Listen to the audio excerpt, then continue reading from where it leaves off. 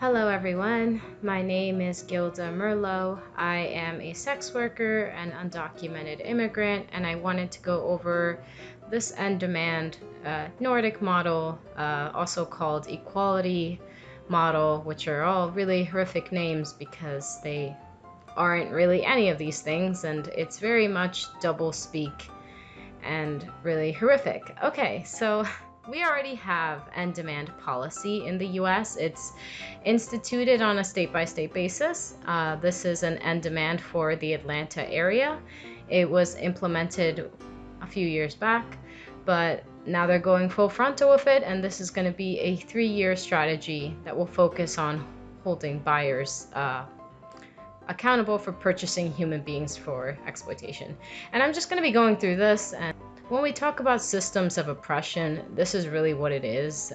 This is how they manufacture culture and create stigma for certain groups of people, and then use that kind of language and media to basically popularize and normalize the oppression of certain groups of people. This is how they systematically do this. So this is their 3-year strategy. So there's a lot of issues with this. First of all, they're basically saying that human trafficking, aka slavery, as they kind of see it, is not caused by systematic issues. Instead, it's caused by buyers or individual people who are just evil, and they need the state and corporations and all these other people to bring them to justice and to save us all from like exploitation and slavery, right? So that's the whole kind of idea behind this. So they have like different collaborations going on to address this kind of stuff. This is their plan, and you can download it. It's still online. There's many different sectors that they've partnered up with in this local area. So various advocacy groups are involved, government and law enforcement, Coca-Cola companies here, Delta, various corporations and faith organizations, and local schools, of course, are all involved in them. So we're just gonna download the plan and we're gonna look at it. So this plan is going to start in 2018, and it's gonna go until 2020, and it's gonna continue because the criminalization process never really ends. So here they just kind of go over the basics of what this plan is gonna go over. And it kind of gives you a rundown of like their philosophy when it comes to these issues, right?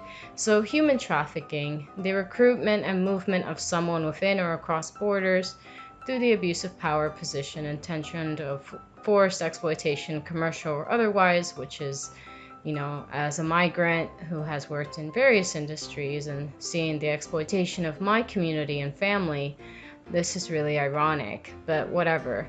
Sex trafficking, a form of modern-day slavery in which individuals perform commercial sex through the use of force, fraud, or coercion. Now, if you're a migrant and you're caught doing prostitution, you have to prove that you're a sex trafficking victim. So you actually have to prove one of these 3 things. You have to prove it to a lawyer in order to have a case, and then you have to prove it through a court of law. This process usually takes years. And if you can do this, you can get what's called a trafficking visa. It's a T visa, and that basically gives you temporary work authorization for 4 years. So it's similar to DACA or TPS. DACA gives you temporary work authorization for 2 years, whereas TPS, depending on which one you have, like my parents have Honduras, that gives you temporary work authorization for 1 year, and then you have to keep renewing it. So you actually have to pay money to have the right to work here, and then you have to pay taxes, and you have no rights, and you can be deported at any time. It's really great. It's fun. And if you can't prove that you're a sex trafficking victim, you get kicked out of it. So you no longer have the T visa if you can't prove that you're a sex trafficking victim, aka if you cannot successfully persecute the person that trafficked you. If you cannot do that, if you cannot put someone behind bars, then it gets taken away from you and you'll probably be deported. So very few people actually get this. Anyway, labor trafficking, a form of modern day slavery. Now, of course, these people will never call, cops or the modern day prison system, modern day slavery, even though it's the only form of legalized slavery in the US, they're not gonna, no. Okay, this is individuals. So this is not a systematic issue. None of this is. So labor exploitation of any kind, including slavery, is no longer a systematic issue. It's individual people, okay? Individual evil people that are doing this, okay? So it just kind of goes into, like, obviously, if you're under the age of 18, you are considered a human trafficking victim by default. Never mind that people who are smuggled here, or if you are an underage drug dealer or sex worker, you are not treated like a victim under the system. You're actually just criminalized. And you're either forced back with abusive parents or guardians, or you're sent to juvie, or you're put in the foster care system, and you're just treated like shit, basically, because you're a street kid, basically. So anyway, they have a bunch of studies here. One of the things they usually say is that they usually come up with these weird estimates of underground, like, industries, which you can't really do because it's underground. So these estimates are always going to be estimates, and they're never going to be close to reality. And they're usually really inflated estimates because there's no way of knowing it's underground. But they usually tell you the stuff to kind of scare you. Here's another one. 72 men by sex with an adolescent female, according to a Youth Spark study. And I went over this study, and there's a lot of reasons why this study was wrong that I'm not going to get into right now because it's just too much. But if you want to go on my blog and check it out, because I go over the numbers and why they're wrong, you can do that. It's just a lot of BS, honestly. But you can kind of get a sense of their philosophy. For instance, they believe that you can traffic-proof people, right? So this is kind of victim-shamey and kind of weird. You would never say that you can rape-proof somebody, right? But apparently, people who are forced to work against their will are somehow choosing to do it, and you leave yourself more vulnerable or something. So here's the why. Vulnerable people are prime targets for trafficking due to poverty, right? They're not going to address the root causes of poverty. They're just going to go after poor people. Frail families, right? So they're not actually going to do anything about that either. They're just going to, like, separate families through the criminal justice system and borders and like separate them, which is what our system does. And lack of positive adult relationships, right? Because obviously, if you don't have good adult relationships or role models, then you're more likely to be trafficked, which, you know, means being taken and being forced to work against your will. Apparently, this is a contributing factor. It's not. What they're really saying is that, like, if you come from a bad family, you're more likely to become a whore. That's really what they're saying here, but, like, they're just saying it in very, like, weird academic-y terms, and it doesn't really make sense. So we're gonna move on now, because this is just how they reduce this really. I work in the sex industry, so obviously it doesn't look like this. Like, a lot of sex workers buy the company of other sex workers, so we pay each other to film together or just to have a good time. We also help each other out by taking phone calls, screening for each other, giving each other housing or a ride along. So that would classify us as traffickers of each other, and, you know, obviously the buyers, because we make money together, and we sometimes give each other money for services that the others may do. But yeah, they view us as supply. So we're literally objects to be bought and sold in a capitalistic system. To these people, that's what we are. We aren't really people, we're supply, we're victims. We're not really people that can speak for ourselves. Like, this is just, yeah. And we're distributed by the traffickers. And then, like, we exist because demand.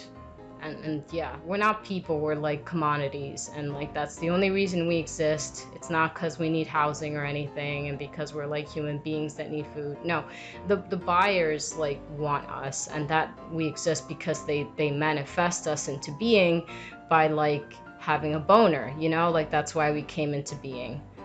It's so legit, you guys. So unbelievably legit. So we're gonna keep going here. And you can kind of see all the little, all the little cute little marketing all these companies and people have. So legit, so legit. And then obviously they're going to hire people to execute this amazing plan and determine action items required for trafficking proofing of vulnerable people, because they care so very, very much. Yay. I'm so excited. They obviously have to look at like the cost versus the value, and they get to determine what's difficult and what's important. Clearly not our lives. Our lives are not, our lives and voices are not important here. That's not, because like we're just objects in a really weird.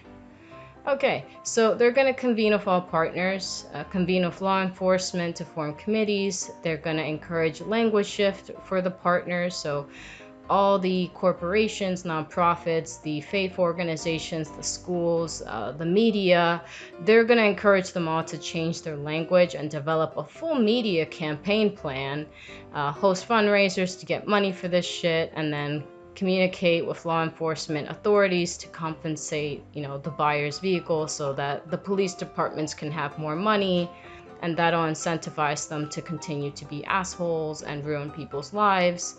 And then train local police departments to participate in the National John Suppression Initiative, because, why go after rapists and child molesters and like murderers or white supremacy when you could just be annoying and like, kick a door down because people are having sex, and like you can't have that. You can't.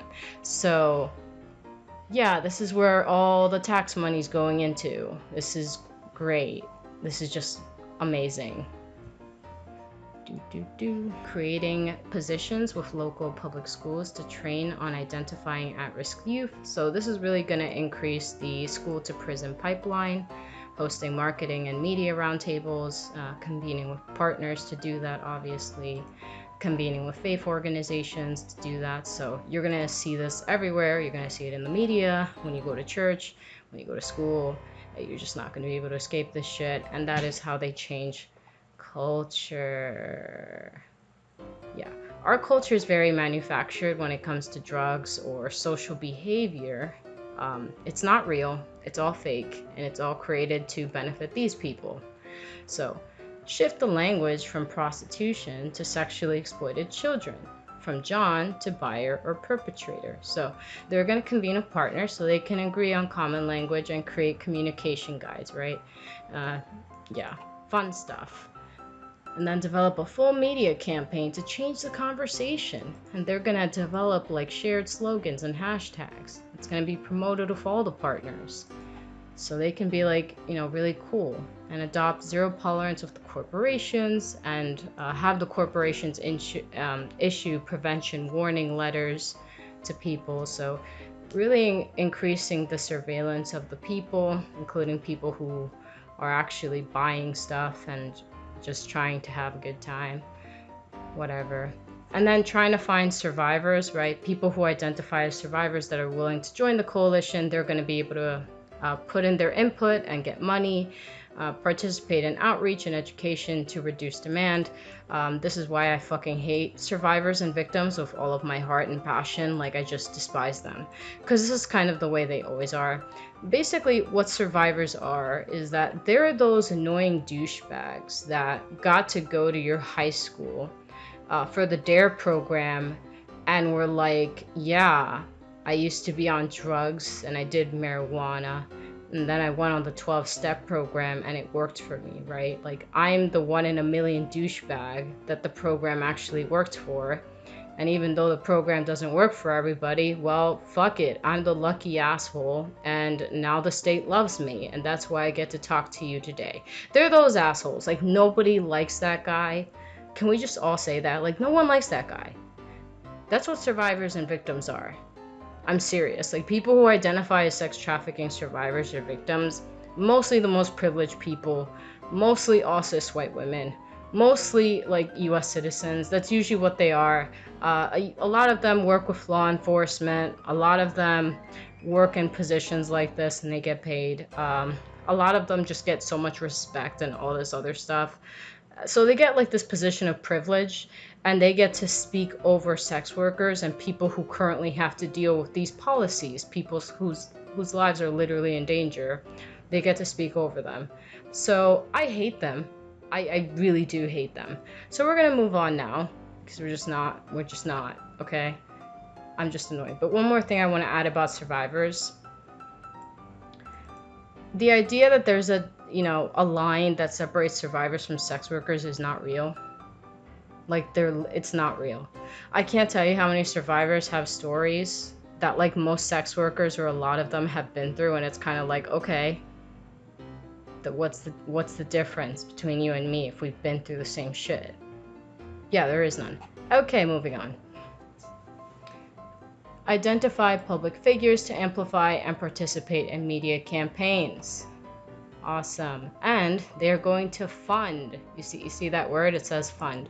So they're going to fund and publish research on demand, demographic, and statistics, trafficking, economic data, to create a correlation between foster care and trafficking, right? So this is where they target poverty, and basically make the leap that if you're poor, especially if you're a poor kid, you're going to be trafficked, which we already established.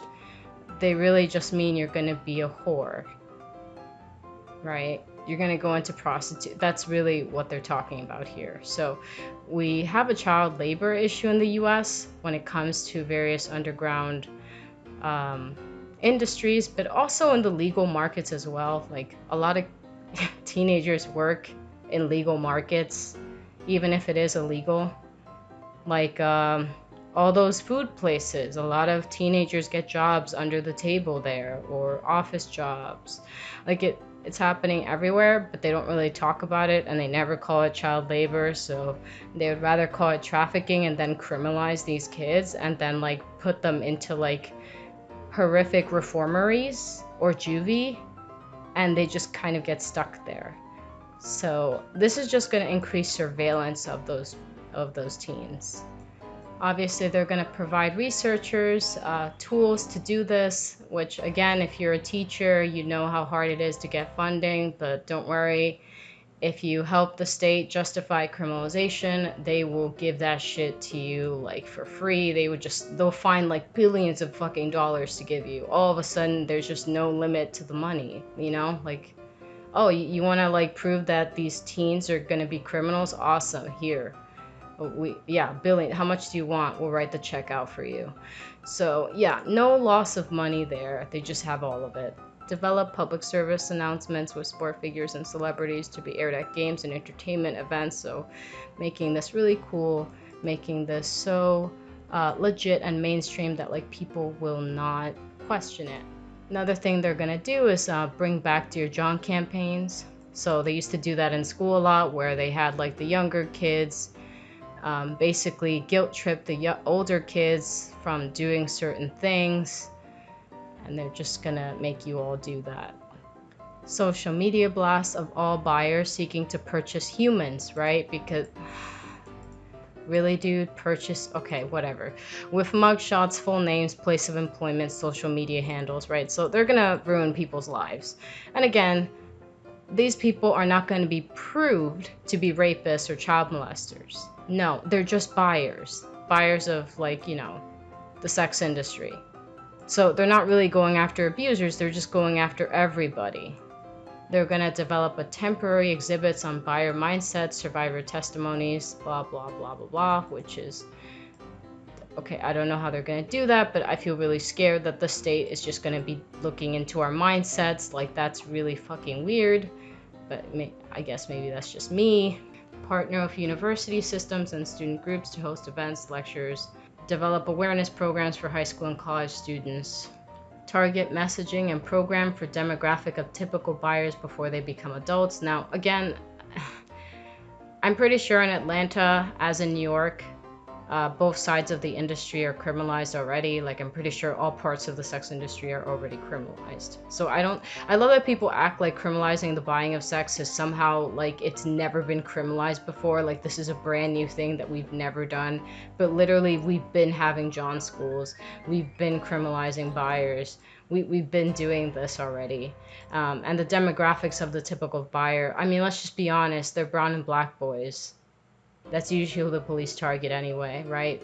When we hear the word pimp, they usually go after black men. Like, we already know this, so that's the demographic they're going to be targeting, if we're going to be honest. But these people are not going to be honest, they're going to be liars, and they're just going to pretend like this is completely colorblind.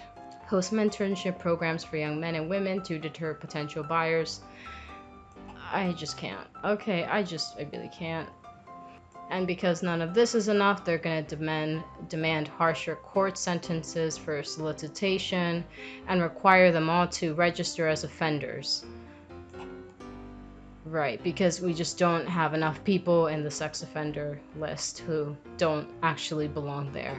They're going to have personalized behavioral retargeting of Atlanta-located potential solicitor with ads, banners to test effectiveness of messaging, right? I don't know who came up with this, but someone was like, oh, this is a good idea to post. We see you.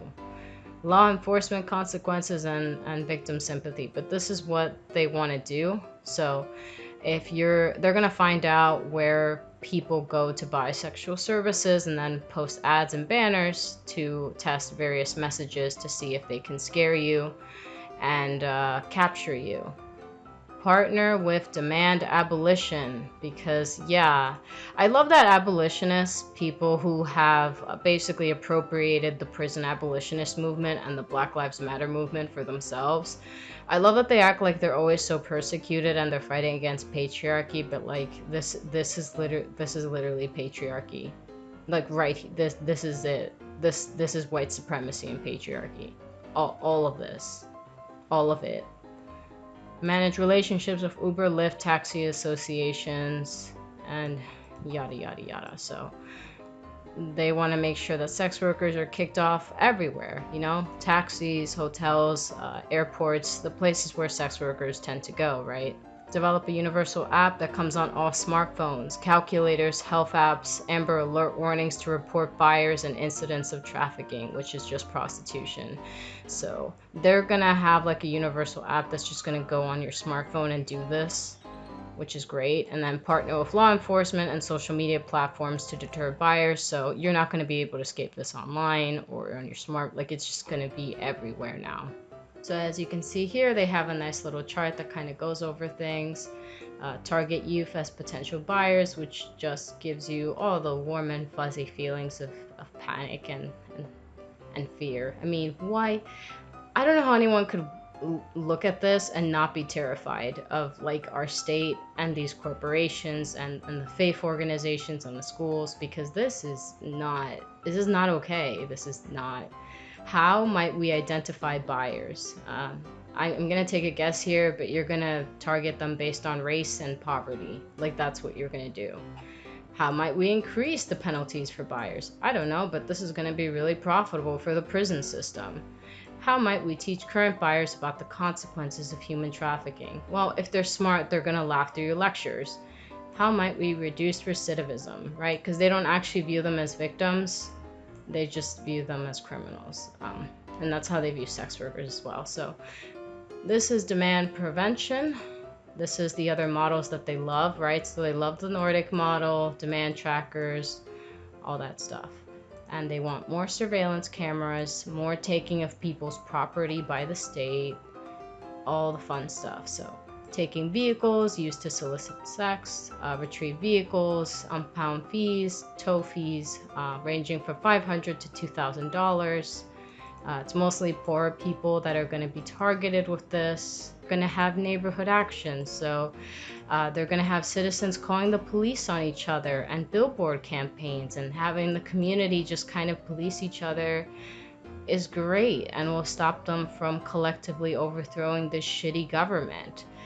Public shaming, that the media and the government and the corporations just want us all to collectively do to each other, because apparently other people's sex lives are all our business, apparently, and we're gonna pay the police to do prostitution stings because they have to do that because they like it and then they're going to take everyone's money and property and traumatize people for the rest of their lives and ruin their lives.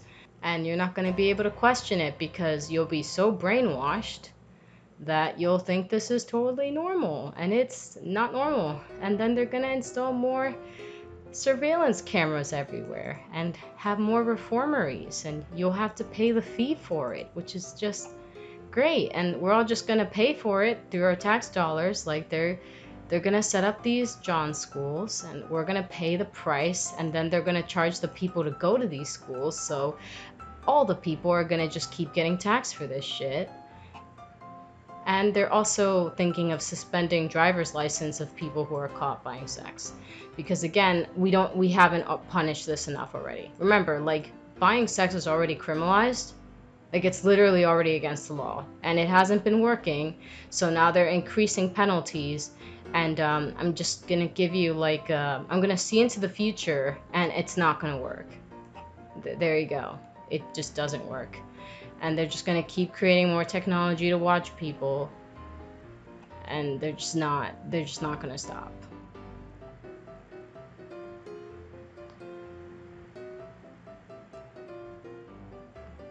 Yep. Okay, I think that pretty much covers everything. This is really terrifying, but I hope that the people who did watch this got something out of it, because this is terrifying. And Atlanta is in the middle of it right now, but this is happening in most states right now where they're coming up with things like this. But I really hope it really shows you that your culture is manufactured. You are taught to hate certain people, like drug users, sex workers, poor people. This is how they do it. They all collectively work together and act like it's not a thing, but it's literally a thing, and they're all full of shit. Every single one of them. And they do it because it's profitable and it makes them look good. Like, how can you say no to this? It's an anti-human trafficking campaign. But what they don't tell you, it's either because they're too dumb or they're too smart to know that this is just effective. But this is a systematic issue. We're talking about poverty and housing and exploitation. The state and the media and corporations are the ones who actually exploit people. They're actually the ones. Your landlords, all those people that own all this stuff and put a fee on housing and food and water and everything. They're the ones who are actually exploiting everybody. They are never going to talk about this. They're never going to talk about the exploitation that goes behind bars. They're going to put more people in bars and claim that they're actually saving people from slavery. It's bullshit. It is bullshit. So, that's it. I hope you all have a nice day.